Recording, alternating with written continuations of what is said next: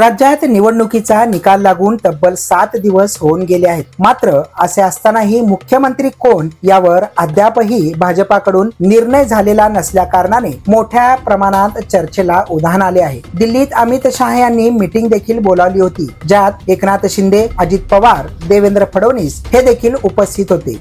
त्या चर्चेच्या वेळी अमित शहा यांच्या समोर एकनाथ शिंदे यांनी 3 अटी शर्ती ठेवल्याचे बोलले जात आहे। पहिल्या शर्तीनुसार स्वतःच्या मुलाला म्हणजेच श्रीकांत शिंदे यांना उपमुख्यमंत्री पद देण्यात यावे। दुसऱ्या शर्तीत स्वतःकडेच गृहमंत्री तसेच अर्थमंत्री पद देण्यात यावे। या 2 शर्ती ठेवण्यात आल्याचं समोर आलं आहे। तर या दोन्ही शर्तीला अधीन राहून तिसरी शर्त ठेवण्यात आली आहे, ती अशी की वरील दोन्ही शर्त न मान्य केल्यास मी बाहेरून पाठिंबा देणार असल्याचं एकनाथ शिंदे यांनी दिल्लीत अमित शहा यांच्या समोर सांगितल्याचं समोर आलं आहे। त्यामुळे भाजपासह अमित शहा यांच्याकडे आता मोठा पेच निर्माण झाला आहे। तर दुसरीकडे एकनाथ शिंदे यांच्या सोबत शरद पवार गटाचे नेते जितेंद्र आव्हाड यांनी चर्चा केल्याचं देखील माहिती समोर आली आहे। या दोघांच्या चर्चेत नेमकं काय चर्चा झाली असेल त्याचा अंदाज तुम्ही लावू शकता। तर दुसरीकडे शिवसेनाचे दिग्गज नेते मुख्यमंत्री पद एकनाथ शिंदे यांनाच देण्यात यावं अशी मागणी करत तशी मागणी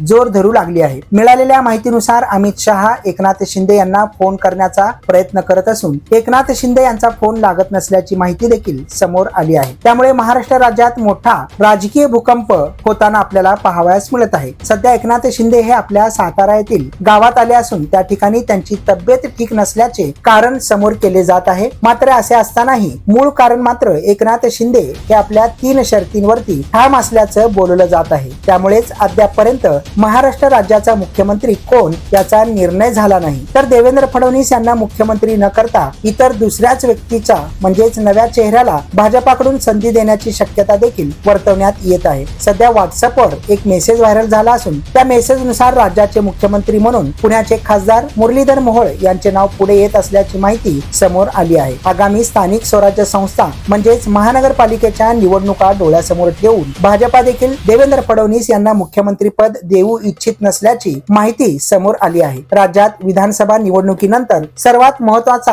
निवडणुका म्हणजे महानगरपालिकेच्या निवडणुका मानल्या जातात। मुंबई सध्या शिवसेनेच्या ताब्यात असून त्यावर आपली सत्ता यावी यासाठी भाजप आता प्रयत्नशील असणार आहे। एकनाथ शिंदे हे सध्या काळजीवाहू मुख्यमंत्री असले तरीही नवीन सरकारच्या मंत्रिमंडळात ते स्वतःकडेच गृहमंत्री आणि वित्तमंत्री पद ठेवू इच्छित आहेत। तर दुसरीकडे भाजपा गृहमंत्री पद एकनाथ शिंदे यांच्या गटाकडे देण्यास सध्या तरी तयार नसल्याचे समोर आलं आहे। कारण गृहमंत्री पद हा सर्वात महत्त्वाचा पद मानलं जात असतो। वित्तमंत्री पद देखील तितक्याच महत्त्वाचं आहे। त्यामुळे पोलीस खातं आणि वित्त खातं हे भाजप आपल्याकडेच ठेवू इच्छित आहे। त्यामुळे भाजपच्या गोट्यात पेच निर्माण झाला असून मुख्यमंत्री पदाचे नाव देखील भाजप तुर्तास तरी त्यामुळेच जाहीर करत नसल्याचं बोललं जात आहे। तर दुसरीकडे शरद पवार, एकनाथ शिंदे आणि राहुल गांधी यांच्यात खलबत देखील होण्याची शक्यता पुढील काळात नाकारता येत नाही। त्यामुळे राज्यात कधी काय होईल याचा थांगपत्ता सामान्य जनतेला लागताना दिसत नाहीये। असे असले तरी नव्या मुख्यमंत्रीचा शपथविधी येत्या 5 तारखेला मुंबईत होणार असल्याचं भाजपाकडून आत्ताच जाहीर करण्यात आलं आहे। मात्र मुख्यमंत्री कोण होणार आणि इतर मंत्रिमंडळाचे खाते वाटप कसे होणार, कोणाकडे कोणते खाते देणार हे मात्र अद्याप गुलदस्त्यातच आहे। भाजपाला सत्ता स्थापन करण्यासाठी स्वतःकडचे 132 सोडून इतर 14 ते 15 आमदारांची गरज भासणार आहे। तर दुसरीकडे एकनाथ शिंदे हे बाहेरून पाठिंबा देत असल्या कारणाने भविष्यात भाजपाला धोका देखील निर्माण होणार असल्याचे चित्र